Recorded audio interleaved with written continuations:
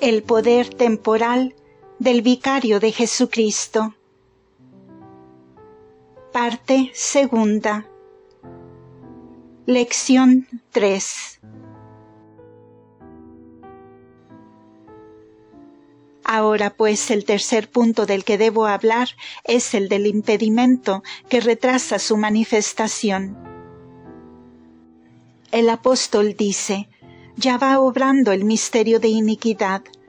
Entre tanto, el que está firme ahora, manténgase hasta que, o al tiempo que, se ha quitado el impedimento, el que se interpone a la revelación del hombre de pecado.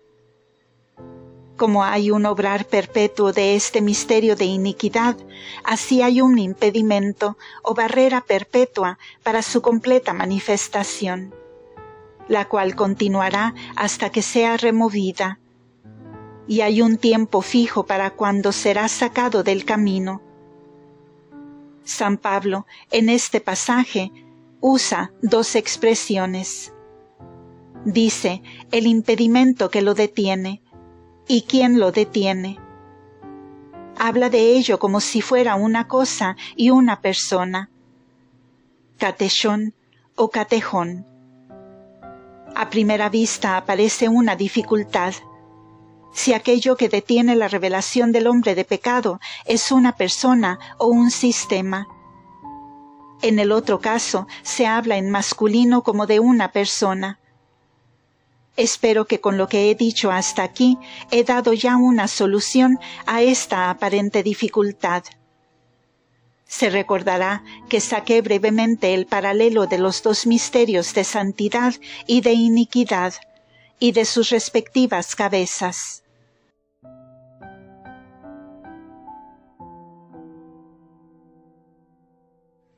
Este, de hecho, es el argumento de San Agustín, quien ha esbozado los dos misterios de santidad y de iniquidad desde el principio del mundo, bajo el personaje de dos ciudades, esto es, el Espíritu de Dios y el Espíritu de Satán, obrando por una múltiple operación, ya sea entre los siervos elegidos de Dios o los enemigos de Dios y de su reino. Y tanto como el misterio de santidad se da en la persona y encarnación del Hijo de Dios, el misterio de iniquidad se da en el hombre de pecado, quien se revelará en su tiempo. También de igual manera, aquello que detiene, o aquel que detiene, será para expresar a ambos, un sistema y una persona, y la persona y el sistema para ser identificados después de la misma manera con los ejemplos que he dado. Primeramente, consideremos más particularmente cuál es el carácter de este inicuo, o anticristo que vendrá. La palabra utilizada por San Pablo en este lugar significa el hombre sin ley, el que es sin ley, que no está sujeto a la ley de Dios o del hombre, cuya sola ley es su propia voluntad, a quien la licencia de su propia voluntad es la única regla que conoce u obedece. La palabra griega es el anárquico o el corrompido. Ahora, en el libro del profeta Daniel hay una profecía casi idéntica en términos, donde él predice que se alzará en los últimos tiempos del mundo un rey que se comportará de acuerdo a su propia voluntad, quien se exaltará por encima de todo lo que es Dios, que hablará mal contra el excelso. Esto es casi palabra por palabra la profecía de San Pablo, la cual nos muestra que San Pablo estaba literalmente citando o parafraseando la profecía de Daniel. Ahora, ya que como este inicuo será un corrompido que introducirá el desorden, sedición, tumulto y revolución, tanto en el orden temporal y espiritual del mundo, el que detenga su desarrollo y que será su antagonista directo tras su manifestación, debe necesariamente ser el principio del orden, la ley de sumisión, la autoridad de la verdad y del bien. Entonces tenemos lo que yo llamo una indicación para permitirnos ver dónde se encuentra esta persona o sistema que se opone, detiene o mantiene la revelación de este hombre de pecado hasta que la época llegue. Examinemos las interpretaciones de los primeros padres en este punto. Tertuliano creía que era el Imperio Romano, el gran poder de la Roma pagana, extendido por todo el mundo. Era el gran principio del orden que mantenía en ese tiempo la tranquilidad de la tierra. Lactancio, quien después escribió, mantuvo exactamente la misma opinión y creyó que el Imperio Romano, que tranquilizaba y daba orden y paz a las naciones del mundo, de ese modo detenía la revelación de este inicuo, este hombre de pecado.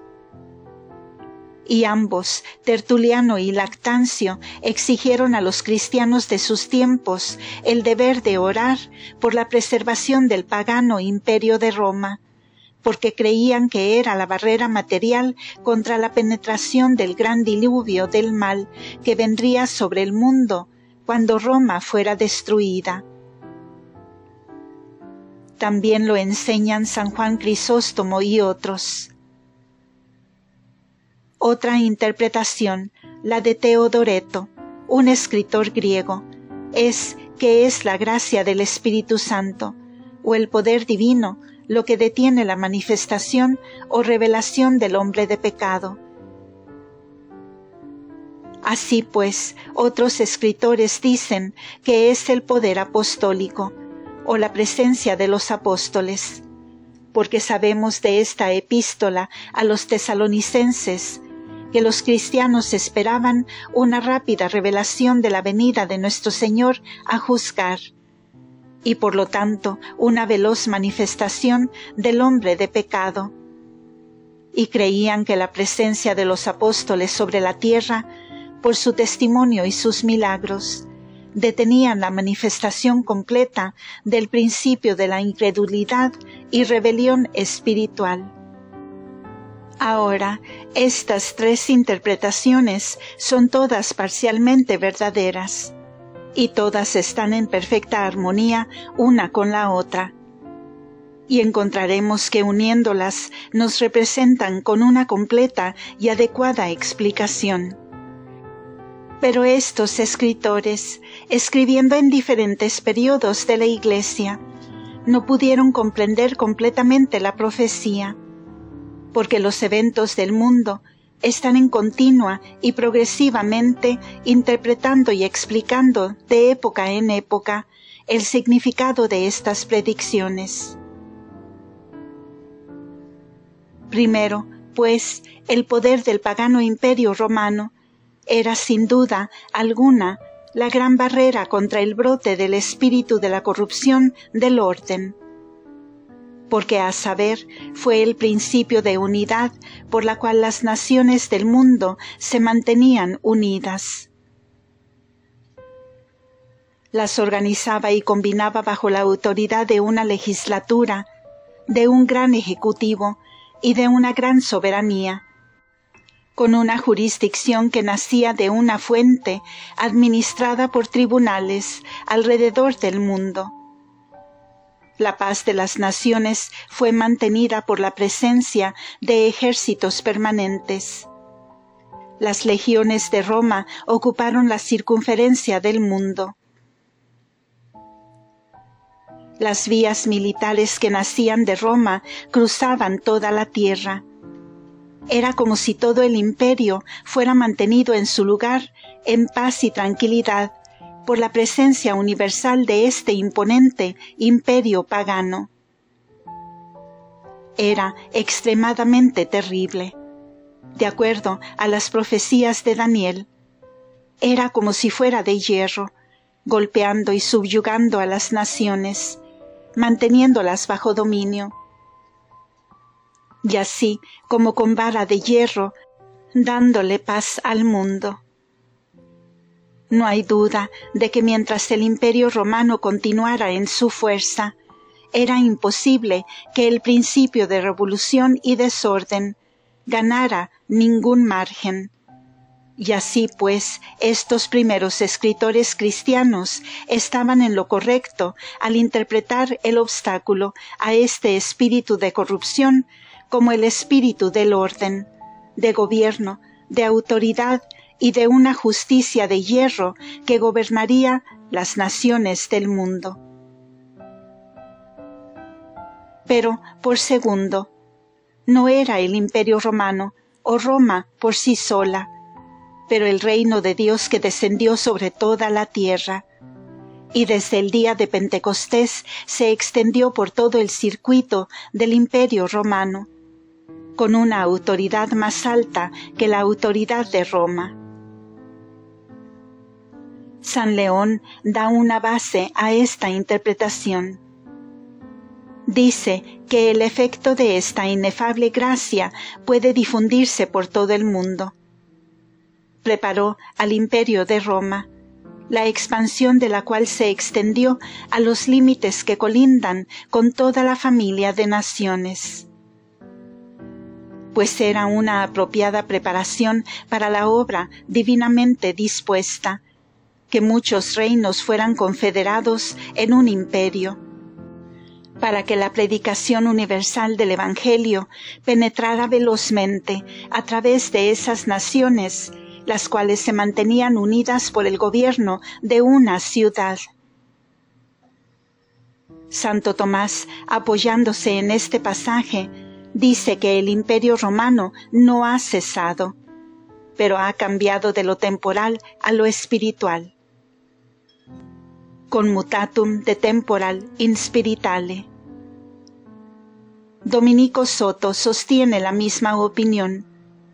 Fue entonces que la Iglesia Apostólica, la cual, extendiéndose por todas las naciones, ya combinada en una por el poder del pagano Imperio Romano, les aceleró con una nueva vida, les penetró con un nuevo principio de orden, con un nuevo espíritu de unidad, consagró y transfiguró la unidad de las fuerzas materiales por las cuales estaban unidas.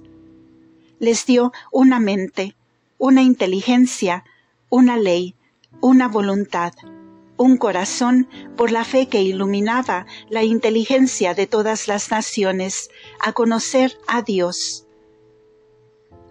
Por la caridad que les unía en la unidad de una familia, por la fuente de jurisdicción que nació de nuestro divino Señor, y a través de sus apóstoles gobernó toda la tierra.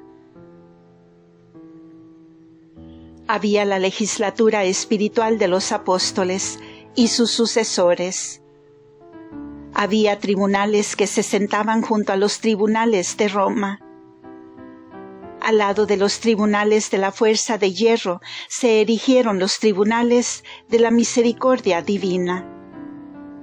Este nuevo principio de orden, de autoridad, de sumisión y de paz entró al mundo. Se poseyó, como podría decirse, del poder material del viejo Imperio Romano, y se llenó con una nueva vida del cielo. Era la sal de la tierra. Prolongó su existencia hasta un cierto período, el cual fue previsto en la predestinación de Dios. Es, entonces, perfectamente verdadero que este obstáculo representa al Espíritu Santo, porque la Iglesia de Dios es la presencia del Espíritu Santo, incorporado y manifestado al mundo en el cuerpo visible de aquellos que son bautizados en la unidad de la Iglesia de Jesucristo. Pero entonces, por tercero, significa algo aún más que esto, porque estos dos grandes poderes, el poder temporal en el viejo imperio pagano de Roma y el poder espiritual en el nuevo poder sobrenatural del reino de Dios, unidos, fueron coincidentes en su circunferencia a través del mundo, pero se unieron en su centro, el cual era la ciudad de Roma. Allí se encontraron primero cara a cara, en el conflicto, luego lado a lado, en la paz. Allí estos dos grandiosos poderes, el uno terrestre y el otro del cielo, el uno de la voluntad del hombre y el otro de la voluntad de Dios, se unieron, por así decirlo, en la arena de la competencia, y por 300 años el Imperio Romano martirizó los pontífices de la Iglesia de Dios. Por 300 años el Imperio Romano luchó por extinguir este nuevo y extraño visitante, que venía con una jurisdicción superior y con un circuito más amplio. Luchó por destruirlo, ahogarlo en su propia sangre, y por 300 años luchó en vano, porque entre más era martirizada la Iglesia, más la semilla de los mártires se multiplicaba. La Iglesia se expandió y creció en vigor, en fuerza y en poder, en proporción a cómo el imperio pagano de Roma luchó por extinguirlo y destruirlo. Y este imponente conflicto entre dos soberanías por fin concluyó en la conversión del imperio a la cristiandad, y por lo tanto en la entronización de la Iglesia de Dios en una supremacía sobre los poderes de todo el mundo. Entonces lo justo tuvo poder y supremacía sobre la fuerza, y la autoridad divina prevaleció sobre la autoridad del hombre. Entonces estos dos poderes se mezclaron y se fusionaron. Se convirtieron en una gran autoridad.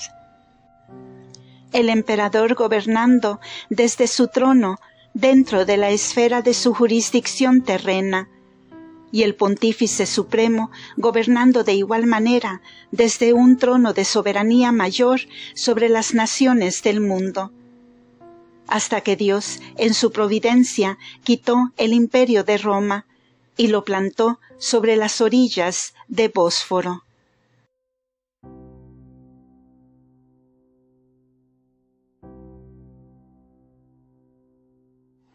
Partió hacia Oriente y dejó a Roma sin soberanía. Roma, desde esa hora, no ha tenido nunca morada dentro de sus paredes, una soberanía temporal en la presencia del Supremo Pontífice. Y esa soberanía temporal se delegó por una ley providencial sobre la persona del Vicario de Jesucristo. Es cierto que en los 3 siglos entre la conversión de Constantino y el período de San Gregorio Magno, en esos 3 siglos de turbulencia y desorden, invasión y guerras, con los cuales Italia y Roma fueron afligidos, el poder temporal del Supremo Pontífice estaba solamente en sus principios. Pero alrededor del siglo VII estaba firmemente establecido, y aquello que la divina providencia había preparado desde el comienzo recibió su completa manifestación, y apenas fue el poder material que una vez reinó en Roma, consagrado y santificado por la investidura del Vicario de Jesucristo, con la soberanía temporal sobre la ciudad donde había morado, y comenzó a crear por toda Europa el orden de la civilización cristiana, imperios cristianos, monarquías cristianas, las cuales confederadas han mantenido la paz y el orden del mundo desde esa hora hasta hoy. Lo que llamamos cristiandad, esto es, la gran familia de naciones cristianas, razas cristianas organizadas y entretejidas con sus príncipes y sus legislaturas, por ley internacional, contratos mutuos, tratados, diplomacia, y así que les une en un cuerpo compacto. ¿Qué es esto sino la seguridad del mundo contra el desorden, la turbulencia y la iniquidad? Y ahora, por estos 1200 años de paz, la perpetuidad y la fecundidad de la civilización cristiana de Europa ha estado debiendo solamente en su principio a esta consagración del poder y la autoridad del gran imperio de Roma, recogido de lo antiguo, perpetuado, preservado, como he dicho, por la sal que ha sido espolvoreada del cielo, y continuó en la persona del Supremo Pontífice, y en esa orden de civilización cristiana de la cual él ha sido su creador. Hemos llegado casi a una solución de aquello que declaré al principio, a saber, cómo es que el poder que detiene la revelación del inicuo no es sólo una persona, sino un sistema, y no sólo un sistema, sino una persona.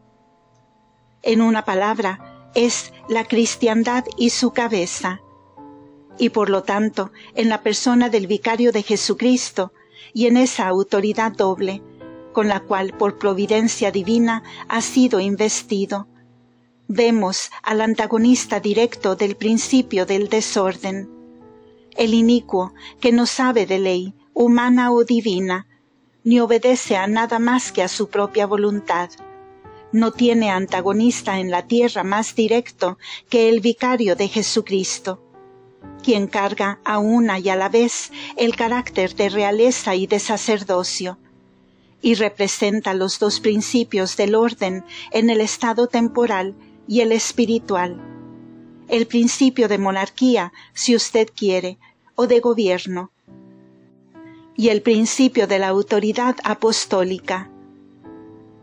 Por lo tanto, encontramos tres interpretaciones, las cuales vocé de los santos padres, literalmente verificados en esto. En el lento curso del tiempo, en cuanto el trabajo de los apóstoles creció y maduró, lo que llamamos cristiandad se ha levantado, cumpliendo las predicciones a la letra, manifestando lo que los apóstoles previeron que tendría el desarrollo de este principio de iniquidad y la revelación de la persona que será su jefe.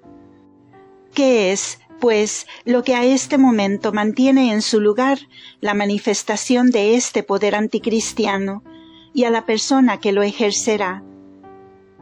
Es el remanente de la sociedad cristiana que aún existe sobre la tierra. Solo puede haber dos sociedades, la natural y la sobrenatural. La sociedad natural es el orden político, el cual viene de la voluntad del hombre, sin relación a la revelación o a la encarnación de Dios. La sociedad sobrenatural es la Iglesia, que comprenderán aquellas naciones, las cuales aún penetradas del espíritu de la fe y de la unidad católica, son verdaderas y fieles a los principios sobre los cuales el cristianismo fue primeramente constituido. Desde la fundación de la Europa cristiana, el orden político del mundo ha descansado sobre la encarnación de nuestro Señor Jesucristo, razón por la cual todos los actos públicos de autoridad, y aun por el calendario por el cual regimos nuestros días, se calcula por el año de salvación, o del año de nuestro Señor. ¿Cuál es el significado de esta frase, sino esta? Que el estado y orden bajo el cual vivimos se basa en la encarnación, que la cristiandad es nuestra fundación, que reconocemos las leyes reveladas de Dios, entregadas a su Hijo encarnado, y por el Hijo encarnado a los apóstoles, y por los apóstoles al mundo, como los primeros principios de toda legislación cristiana y de toda sociedad cristiana. Ahora, esta sociedad que se basa sobre la encarnación es el estado bajo el cual hemos vivido hasta ahora. Creo que nos estamos alejando de él. Nos alejamos de él por todo el mundo civilizado.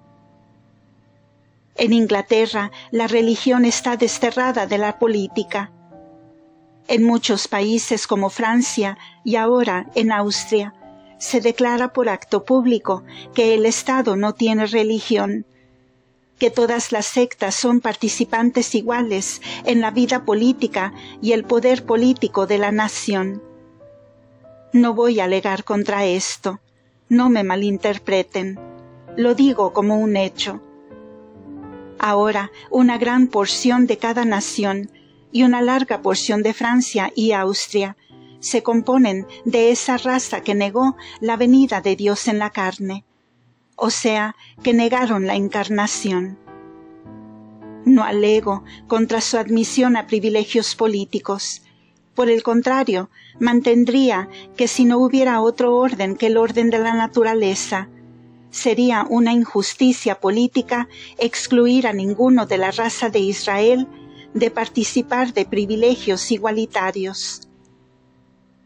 Pero mantengo de igual manera que en el día en el cual que se admite a aquellos que niegan la encarnación a una igualdad de privilegios, se quita la vida social y el orden en el cual se vive por la encarnación a un mero fundamento natural.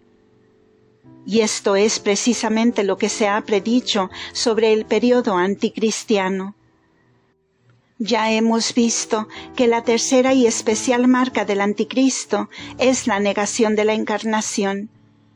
Y si las naciones del mundo se han constituido por la fe sobre el fundamento de la encarnación, el acto nacional que admite a aquellos que lo niegan a una unidad social y política, es de hecho una eliminación del orden de vida social, de lo sobrenatural al orden natural.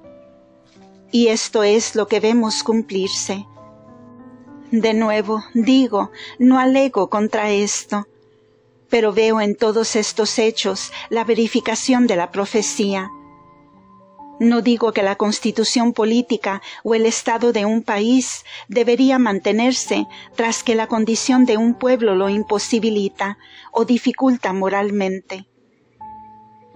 Si se hace imposible de mantener este orden cristiano sobre un pueblo separado por cisma o infectado de herejía, o que se mezcla con aquellos que niegan la encarnación de Dios, todo lo que puedo decir es esto: estamos reducidos al miserable estado de abandonar la verdadera sociedad cristiana. Esta es la grave necesidad que cae sobre los gobiernos del mundo cuando se separan de la unidad y los principios de la Iglesia de Jesucristo. Si un tal estado no puede mantenerse sin fuerza, se debe entregar. Ecclesia aborret a sanguine. No es del espíritu de la Iglesia aplicar problemas políticos con leyes sanguinarias, o compeler a hombres necios con la aplicación de la fuerza física. Pero más es la miseria para un pueblo que ha perdido la fe en la encarnación, que sea necesario renunciar al orden cristiano instituido por la providencia de Dios. Pero tal es el estado del mundo, y a este fin avanzamos rápidamente. Se nos dice que Etna tiene 160 cráteres. Aparte de las dos vastas bocas que unidas del inmenso cráter comúnmente llamado, en todos sus lados está perforado y alveolado por canales y por bocas, por las cuales en siglos pasados la lava ha estallado de tiempo en tiempo. No hallo mejor ilustración del estado de la cristiandad en este momento. La Iglesia de Cristo descansa sobre la base de la sociedad natural, en los cimientos del viejo imperio romano, en la civilización de las naciones paganas del mundo, que por un tiempo ha sido consagrado, consolidado, preservado, alzado, santificado, transformado por la acción de la fe y la gracia. La Iglesia de Cristo descansa sobre esa base, pero por debajo de la Iglesia obra continuamente el misterio de la iniquidad, el cual ya se forjaba en el tiempo de los apóstoles, y culmina en este momento con su fuerza y gana ascendencia. ¿Qué, pregunto yo, fue la Revolución Francesa de 1789? Con todo su derramamiento de sangre, blasfemia, impiedad y crueldad, en toda su farsa de horror y burla. ¿Qué fue sino un brote del espíritu anticristiano, la lava debajo de la montaña? ¿Y cuál fue el brote en 1830 y 1848? Sino precisamente el mismo principio del anticristo, obrando bajo la sociedad cristiana, forzando su levantamiento. En el año 1848 abrió simultáneamente todas sus bocas en Berlín, en Viena, en Turín, en Florencia, en Nápoles y en la misma Roma. En Londres se lanzó y luchó, pero aún no era su hora. ¿Qué es todo esto sino el espíritu de iniquidad alzándose contra Dios y el hombre? El principio del cisma, herejía e infidelidad, marchando fusionado en una sola masa y vertiéndose por donde puede, haciendo cráteres para su corriente donde sea que la sociedad cristiana se debilita. Y esto, como ha sucedido por siglos, así seguirá hasta que el tiempo llegue en que aquel que lo detiene sea sacado del camino. Ya hemos visto qué es lo que obstaculiza la ascendencia de este principio de desorden. Ahora, visiblemente, el obstáculo o barrera se debilita cada día, se debilita intelectualmente. Las convicciones intelectuales de los hombres se hacen más endebles. La civilización cristiana y católica le da cabida a la civilización natural y material, la cual encuentra su perfección suprema en la pura prosperidad material, admitiendo dentro de su esfera personas de toda casta o color de creencias, bajo el principio de que la política no tiene nada que ver con el mundo venidero, que el gobierno de las naciones es simplemente para su bien temporal, para la protección de personas y de la propiedad, y para el desarrollo de la industria, y para el avance de la ciencia, es decir, para la sola cultivación del orden natural. Esta es la teoría de la civilización, la cual se hace cada vez más prominente.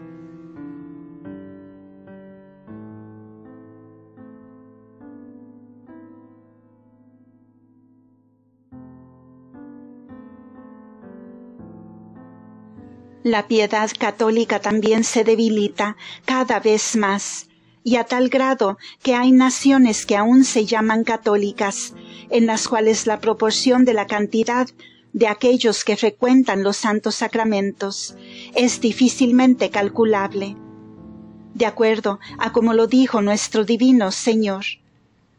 Porque la iniquidad ha abundado, la caridad de muchos se enfriará. De nuevo, la sociedad cristiana se debilita por doquier. Esto es el verdadero espíritu cristiano y el principio de la sociedad.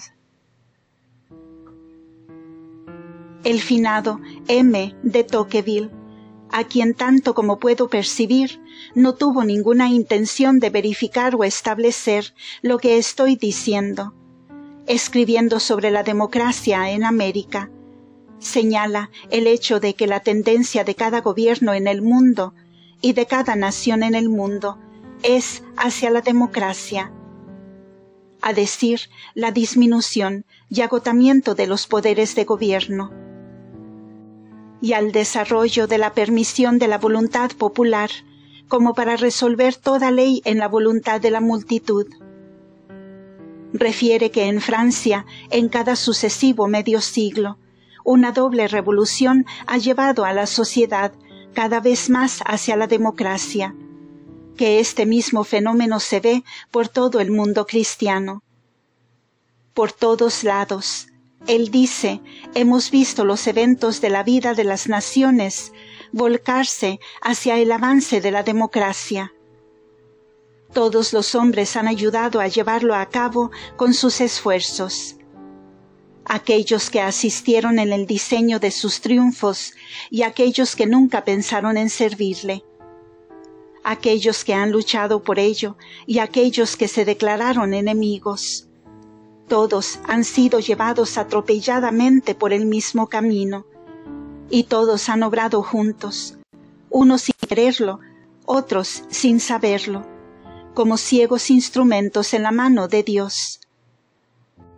Todo este libro ha sido escrito bajo la impresión de un cierto miedo religioso, producido en la mente del autor por la vista de esta irresistible revolución, la cual por tantos siglos marchó adelante sobre todos los obstáculos, y que vemos aún hoy día avanzar por todas las ruinas que ha dejado. Es curioso poner lado a lado con esto las palabras de San Hipólito, escritas en el siglo III, quien dice que en el fin del mundo el Imperio Romano pasará a democracias. De nuevo, otro escritor, un español de gran inteligencia y de gran fe, que murió siendo embajador en París, Donoso Cortés. Al escribir el estado de la sociedad, dijo que la sociedad cristiana está condenada, que tiene que correr su curso y extinguirse, porque los principios que ahora van en ascenso son esencialmente anticristianos. Esbozó lo que está más manifiesto en la historia de las naciones en este momento, a saber, que hay un debilitamiento del principio del orden eclesiástico por todas partes, y que por donde sea que el poder de la Iglesia sobre una nación se debilite, el poder temporal se desarrolla a un grado mucho más grande, por lo que nada es más seguro de que el despotismo temporal prevalece especialmente en aquellos países donde el poder de la Iglesia se reprime, y que la única seguridad de libertad entre las razas humanas se encuentra en la libertad de la Iglesia y en su libre acción sobre el gobierno del poder civil. Dice, al rendir el imperio de la fe como muerto y al proclamar la independencia de la razón y de la voluntad del hombre, la sociedad ha rendido como absoluto, universal y necesario, el mal que solía ser solo relativo, excepcional y contingente. Este período de veloz retrogresión comenzó en Europa con la restauración del paganismo, filosófico, religioso y político. A este día el mundo está en la víspera de la última de sus restauraciones, la restauración del paganismo socialista. De nuevo, él escribe, la sociedad europea muere, sus extremidades están heladas, el corazón lo estará pronto.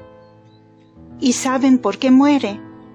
Muere porque ha sido envenenada, porque Dios la hizo para que fuera sostenida con la sustancia de la verdad católica, y los doctores empíricos le han dado por comida la sustancia del racionalismo. Muere porque como el hombre no se alimenta de pan solamente, sino de toda palabra que sale de la boca de Dios. Así, las sociedades no perecen por la espada solamente, sino por toda palabra que sale de la boca de sus filósofos. Muere porque el error le mata, y porque la sociedad es ahora fundada sobre errores. Sepan entonces que todo lo que sostienen como incontroversible es falso. La fuerza vital de la verdad es tan grande que si poseyeras una verdad, solo una, esa verdad podría salvarte. Pero tu caída es tan profunda, tu declive tan radical, tu ceguera tan completa, tu desnudez tan absoluta, que hasta esta sola verdad no la tienes. Por esta razón, la catástrofe que debe llegar será en la historia la mayor de todas. Los individuos podrán aún salvarse, porque los individuos pueden siempre salvarse, pero la sociedad está perdida, no porque esté en una imposibilidad radical de ser salvada, sino porque no tiene la voluntad para salvarse. No hay salvación para la sociedad, porque no hacemos a nuestros hijos cristianos, y porque nosotros mismos no somos verdaderos cristianos. No hay salvación para la sociedad, porque el espíritu católico, el único espíritu de vida, no acelera al conjunto, no acelera la educación, gobierno, instituciones, leyes y morales. Para cambiar el curso de las cosas en el estado en el que están, veo bien que sería una empresa para gigantes. No hay poder sobre la tierra que por sí mismo pueda alcanzar esta meta. Y difícilmente todos los poderes, actuando en conjunto, podrían alcanzar su cometido. Les dejo juzgar si tal cooperación es posible, y a qué punto, y decidir si aún al admitir esta posibilidad, la salvación de la sociedad no sería en todas palabras un verdadero milagro. El último punto, entonces, que debo tomar es este: que la barrera u obstáculo a la iniquidad existirá hasta que sea quitado del camino. Ahora, ¿qué significan las palabras hasta que sea quitado del camino? ¿Será quitado del camino por la voluntad del hombre? ¿Será quitado del camino por una mera secuencia de acontecimientos? Seguramente que este no es el significado. Si la barrera que detiene el desarrollo del principio del desorden anticristiano ha sido el poder divino de nuestro Señor Jesucristo, incorporado en la Iglesia y guiada por su vicario, entonces no hay mano suficientemente formidable y no hay voluntad suficientemente soberana para quitarle del camino, mas solo la mano y la voluntad del mismo Hijo encarnado de Dios. Y por lo tanto, la interpretación de los santos padres con la cual comencé es completa y literalmente exacta. Es el poder divino, primero en la providencia y luego en su Iglesia, y luego ambos fusionados y continuando hasta que el tiempo llegue. El tiempo previsto y predestinado para remover la barrera, para dejar entrar una nueva dispensación de su sabiduría sobre la tierra, sobre la cual habré de hablar en adelante. Tenemos ahora una analogía a esto. La historia de la Iglesia y la historia de nuestro Señor sobre la tierra corren como en paralelo, porque por 33 años el Hijo de Dios encarnado estuvo en el mundo, y nadie pudo ponerle una mano encima. Ningún hombre podía tocarlo, porque su hora no había aún llegado. Había una hora predestinada cuando el Hijo de Dios sería entregado en las manos de los pecadores. Él lo sabía de antemano. Él lo anunció. Lo tenía en su propia mano, porque Él rodeó su persona con un círculo de su propio poder divino.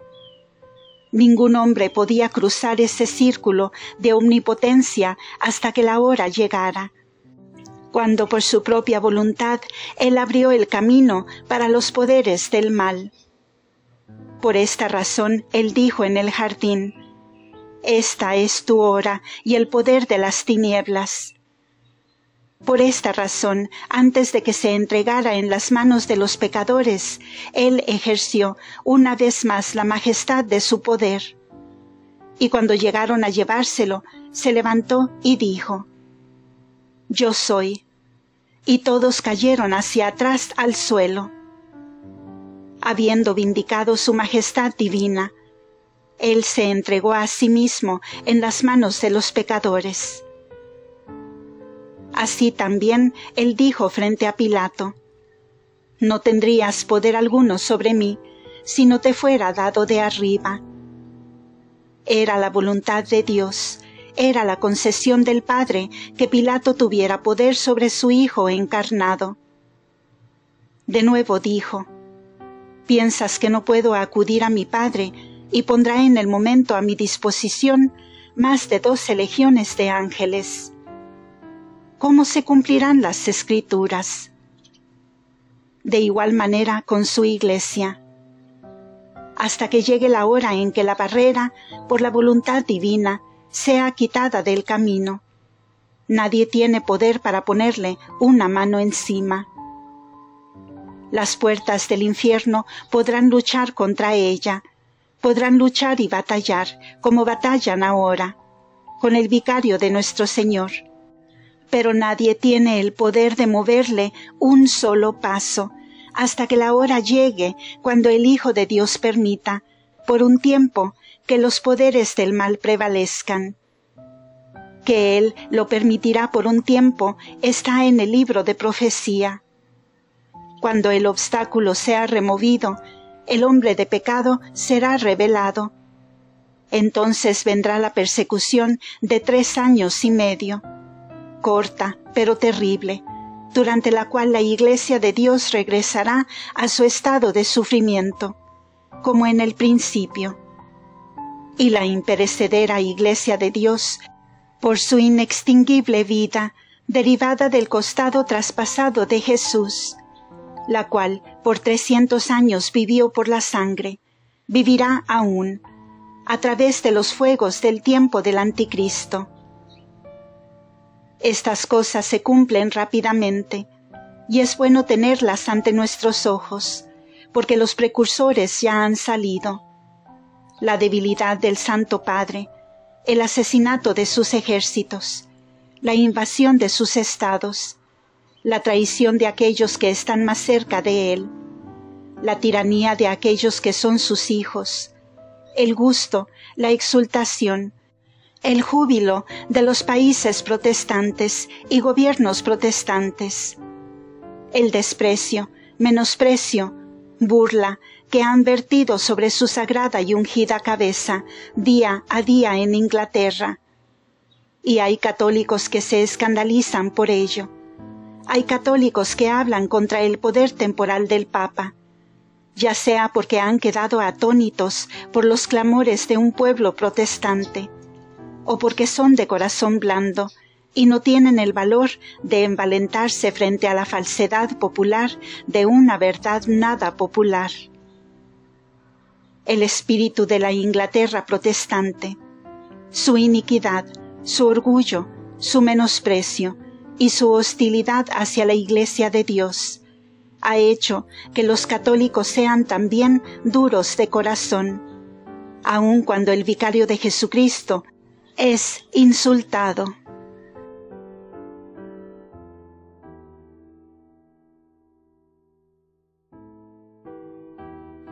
Necesitamos entonces estar en guardia.